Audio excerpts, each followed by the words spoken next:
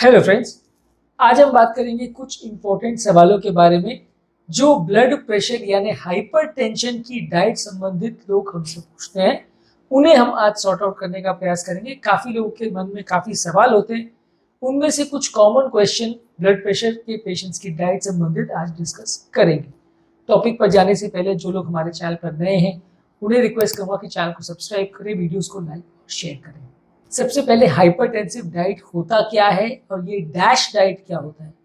Dash का basically मतलब है dietary approach to stop hypertension. ये एक ट्रायल, एक स्टडी की गई थी। इसमें कुछ डाइटरी रिकमेंडेशन किए गए थे, जैसे कि फल को ज़्यादा लेना, सब्जी को ज़्यादा लेना, होल ग्रेन्स को ज़्यादा लेना है, यानी जो ग्रेन्स के ऊपर उनका कवरिंग नहीं निकाला जाता है, यानी कोटेड ग्रेन्स होते हैं, जैसे कि होल व्हीट, ब्राउन राइस और ओट्स, बार्ली, क्विनोआ, ये सारी चीज़ों में ऊपर में उनका फाइबर लेयर कोटिंग रहता है। ये चीज़ों को ज़्यादा खाना, फैट फ्री प्रोटीन्स खाना और लो फैट डेयरी प्रोडक्ट्स खाना, ये सब चीज़ों को मिला के उन्होंने एक डैश डाइट का कॉन्सेप्ट बनाया था, जिसमें कि एक्सरसाइज करना, नमक कम रखना, एक पूरी लाइफस्टाइल को डिस्कस किया था। ये बेसिकली जो कॉन्सेप्ट है, ये हाइपरटेंशन वाले पेशेंट्स के लिए रिकमेंड किया जाता है कि जिन लोगों को भी ब्लड प्रेशर का प्रॉब्लम है उनको इस तरह का डाइट फॉलो करना चाहिए। ये अगला सवाल लोगों के मन में आता है कि ये डाइटरी अप्रोच हमारे ब्लड प्रेशर को कम कैसे करता है। बेसिकली ये डाइटरी अप्रोच में हम एनकरेज करते हैं कि पेशेंट नमक रहित या कम नमक वाला खाना खाए। ये सारा खाना उनके वजन को कम करने में भी मदद करता है। ये सारा ही तरह का जो खाद्य पदार्थ है, जैसे फ्रूट्स है, वेजिटेबल्स है, इनका ग्लाइसेमिक इंडेक्स भी कम होता है, तो ये डायबिटीज कंट्रोल के लिए भी अच्छे हैं। तो बेसिकली ये सारे खाद्य पदार्थ जो है आपका बीपी, शुगर, कोलेस्ट्रॉल, ये सारी चीज़ों को कंट्रोल करने में मदद करते हैं।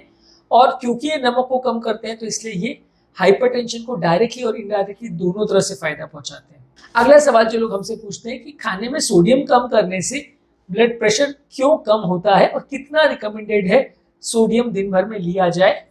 यूजुअली अगर हम सोडियम ज़्यादा लेते हैं तो शरीर में जाके वो ब्लड की थिकनेस या विस्कोसिटी को बढ़ा देता है, ब्लड को थोड़ा गाढ़ा कर देता है।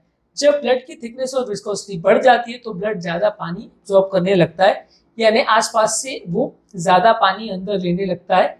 ये एक्स्ट्रा पानी जो है वो आपके शरीर का ओवरऑल प्रेशर को बढ़ा देता है। जब ब्लड के कॉलम में या ब्लड जो बहाव होता है उसमें ज़्यादा फोर्स होगा, ज़्यादा पानी होगा, ज़्यादा फ्लूइड होगा, तो वो दीवारों पर ज़्यादा प्रेशर एक्सर्ट करेगा, जिससे ब्लड प्रेशर बढ़ेगा। जितना ज़्यादा फोर्स वो दीवार पर एक्सर्ट करेगा उतना पेशेंट को हाइपरटेंशन होगा। इसलिए शरीर में नमक आप ज़्यादा लेते हैं तो वो सिर्फ नमक ही अंदर नहीं जाता, साथ में शरीर का वॉल्यूम भी बढ़ जाता है, पानी का वॉल्यूम बढ़ जाता है, ब्लड का वॉल्यूम बढ़ जाता है और ओवरऑल नलियों पर पड़ने वाला फोर्स बढ़ जाता है, जिसकी वजह से लोगों को ब्लड प्रेशर का प्रॉब्लम होता है।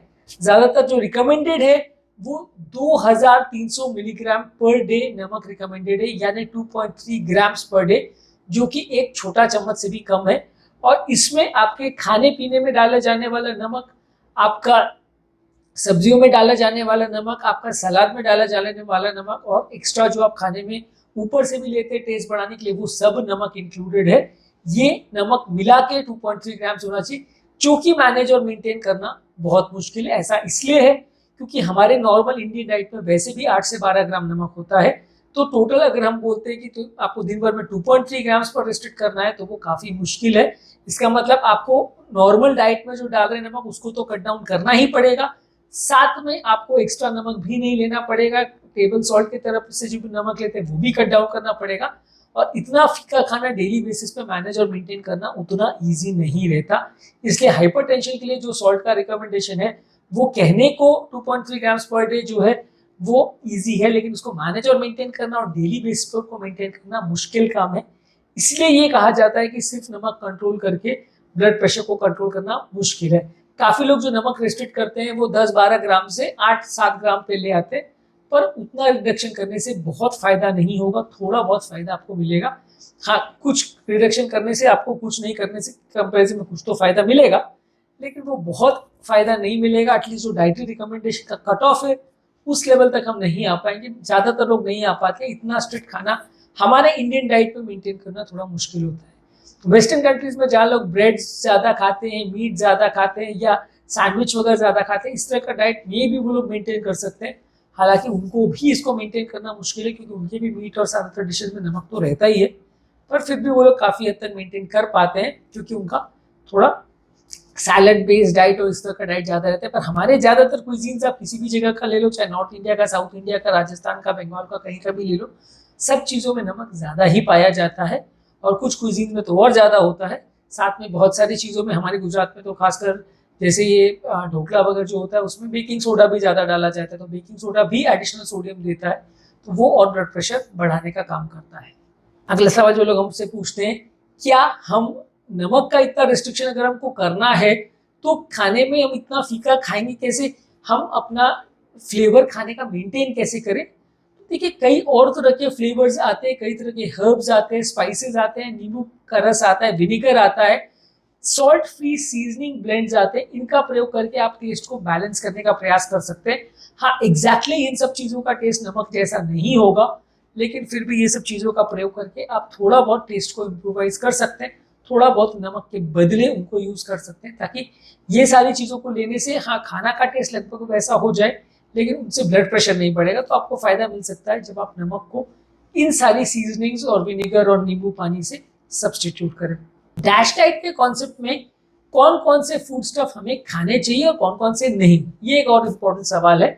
ज्यादातर लोगों को fruits, vegetables, whole grains, fat free proteins और लो फैट डेयरी प्रोडक्ट्स या दूध के प्रोडक्ट्स ज्यादा लेने चाहिए, और इसके बदले कोई भी चीज जिसमें ऊपर से नमक डाला जा रहा है, जैसे सूप है ऊपर से नमक डाला हुआ, या कोई फास्ट फूड है, जंक फूड है, ये सारी चीजें कम करनी चाहिए।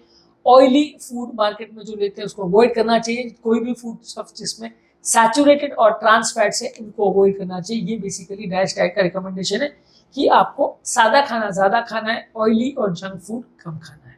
क्या हाइपरटेंशन वाले पेशेंट्स को भी कैलोरी काउंट करना जरूरी है या ये एक हेल्दी लाइफस्टाइल का पार्ट है इसलिए करना आवश्यक है, ये अगला क्वेश्चन लोग हमको पूछते हैं। यूजली हाइपरटेंशन वाले पेशेंट में कैलोरी काउंटिंग करना उतना ज्यादा जरूरी नहीं, अनलेस आपका वजन भी ज्यादा और आपको वजन भी कट डाउन करना हो, क्योंकि ये कैलोरी इनटेक जो है वो डायरेक्टली हाइपरटेंशन नहीं करता। पर हाँ अगर कैलोरी बढ़ेगी तो डायबिटीज का चांस, कोलेस्ट्रॉल का चांस, वजन बढ़ने का चांस बढ़ेगा, और ये सारी चीजें बढ़ेंगी तो ओवरऑल कार्डियोवैस्कुलर सिस्टम पे असर पड़ेगा, किडनी पे असर पड़ेगा, ओवरऑल पूरी बॉडी पे असर पड़ेगा।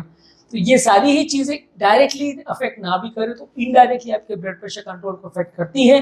इसलिए रिकमेंड किया जाता है कि आप हाइपरटेंशन का भी प्रॉब्लम हो तो भी आप ऐसे फूड प्रोडक्ट पर फोकस करें जो हेल्दी है, कम कैलोरी वाले हैं और वजन को ना बढ़ने दें, क्योंकि वजन से डायरेक्टली फर्क पड़े ना पड़े, इनडायरेक्ट फर्क ब्लड प्रेशर पर काफी पड़ेगा। अगले सवाल लोग पूछते हैं कि सब मुझे ब्लड प्रेशर का प्रॉब्लम है तो मैं डैश डाइट पे हूँ, मान लीजिए अब मैं बाहर खाना अगर खाने जा रहा हूँ तो क्या करूँ, खाना बाहर खाऊं ही ना, या अगर रेस्टोरेंट में खाने को मुझे जाना है तो क्या क्या प्रिकॉशंस मैं रख सकता हूँ। तो देखिए वंस इन अ वाइल आप बाहर का खाना खा सकते हैं, डेली बेसिस पे तो नहीं खा सकते, पर वंस इन अ वाइल आप बाहर का खाना खा सकते हैं, बशर्ते आप जो खाना बनवाओ उसमें आप इंस्ट्रक्ट करें कि तेल कम रहना चाहिए, नमक कम रहना चाहिए, स्पाइसेस वो लोग आपके हिसाब से डालें, या नमक जो डालना है वो अलग से टेबल पर साइड में रख दें और बिल्कुल फीका खाना बनाए, ऊपर से आप नमक डालो, इस तरह का कुछ कर सकते हो। या आप बाहर जा रहे हो तो ऐसी चीज़ों के लिए ऑप्ट कर सकते हो जिसमें सैलड्स और ड्रेसिंग्स और ये सारी चीज़ें ज़्यादा है, जिसमें बहुत ज़्यादा स्पाइसी चीज़ें नहीं हो। तो यानी आप अपना फूड सिलेक्ट करिए और अगर पॉसिबल है तो बनाने का तरीका को भी थोड़ा बहुत गाइड कर सकते हैं। हालांकि देखिए प्रैक्टिकली बाहर ऐसा करवा पाना मुश्किल है। मान लीजिए हम कोई स्ट्रीट फूड खा रहे हैं या किसी रेस्टोरेंट में खा रहे हैं, तो आप कितना भी बोलो, आप वेटर को कितना भी बुला के बोलो या कितना भी आप बनाने वाले को बोलो, आपके सारे इंस्ट्रक्शंस तो कोई भी नहीं मानता है, और कितना भी बोलने के बाद भी वो खाना ऑयली होता ही है और वो खाना नमक वाला होता ही है। लेकिन फिर भी थोड़ा बहुत अगर आप पॉसिबल है तो उसको कंट्रोल कर सकते हैं। पूरी तरह से कंट्रोल करना प्रैक्टिकली नहीं है पॉसिबल, लेकिन आप खाने में और अपने फूड के चॉइसेस में चेंज कर सकते हैं कि आप ऑर्डर ही ऐसी चीज़ करें जो कम नमक वाली आती है, तो फिर आपका नमक का उतना ओवरशूट नहीं होगा। अगला क्वेश्चन लोग पूछते हैं कि अगर मैं हाइपरटेंसिव डाइट पर हूँ तो कितना जल्दी मुझे ब्लड प्रेशर रिलेटेड चेंजेस देखने को मिलेगा। लोग बोलते हैं साहब मेरा ब्लड प्रेशर आज पहली बार 160 आया तो मैं क्या कुछ दिन बगैर दवा के चला सकता हूँ। देखिए यूजली हम रिकमेंड करते हैं कि अगर ब्लड प्रेशर काफ़ी ज़्यादा है तो आप दवा साथ में स्टार्ट कर दिए, क्योंकि हाइपरटेंशन रिलेटेड डाइट का चेंजेस आने में कुछ हफ्ते या महीने लगता है। आपको अगर वजन कम करने भी बोला जाए या आपको फूड वेजिटेबल के डाइट पे आना जाए बोला जाए तो भी आप 24 घंटे में बीपी कम कर लोगे, वैसा मुश्किल है। ये सारे ही चेंजेस को अपना इफेक्ट लाने में लगभग कुछ हफ्ते या महीने लगते हैं। इसलिए रिकमेंडेड ये होता है कि पहले आप दवा के साथ उनको फॉलो करिए, फिर जैसे जैसे आपका ब्लड प्रेशर कम होने लगेगा तो आप धीरे धीरे करके दवा को विड्रॉ कर सकते हो, डाइट और लाइफस्टाइल चेंजेस पर कंटिन्यू कर सकते हो। मान लीजिए आप वो अचीव नहीं कर पाते हो तो फिर दवा को कंटिन्यू रखने के अलावा और कोई ऑप्शन नहीं है, तो वैसे केस में आपको दवा भी कंटिन्यू रखना पड़ेगा। हाइपरटेंसिव डाइट से रिलेटेड लोग पूछते हैं कि क्या मैं डैश डाइट पे हूँ तो क्या मैं एक्सरसाइज कर सकता हूँ कि नहीं, एक्सरसाइज करने में क्या प्रिकॉशन रखने की जरूरत है और क्या एक्सरसाइज मेरे डैश डाइट के जो कॉन्सेप्ट है उसको सपोर्ट करेगी क्या। तो डेफिनेटली एक्सरसाइज करने से आपका वजन कम होगा, एक्सरसाइज करने से ब्लड प्रेशर कम होगा, बॉडी का इन्फ्लेमेशन कम होगा, इसलिए डैश डाइट को कॉम्प्लीमेंट डेफिनेटली आपका एक्सरसाइज करेगा।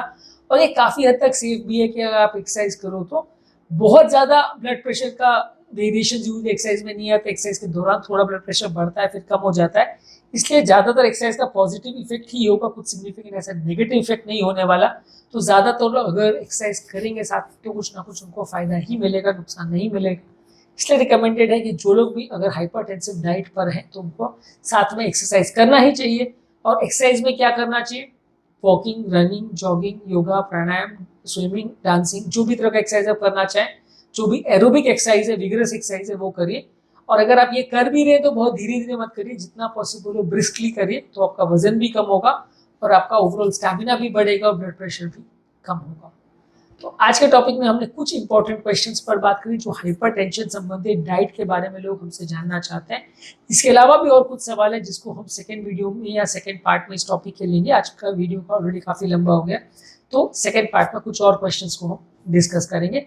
उम्मीद करूंगा कि आज के टॉपिक में कुछ नई बातें जानने को मिली होगी। जो लोग हमारे चैनल पर नए हैं उन्हें रिक्वेस्ट करूंगा कि चैनल को सब्सक्राइब करें, वीडियोस को लाइक और शेयर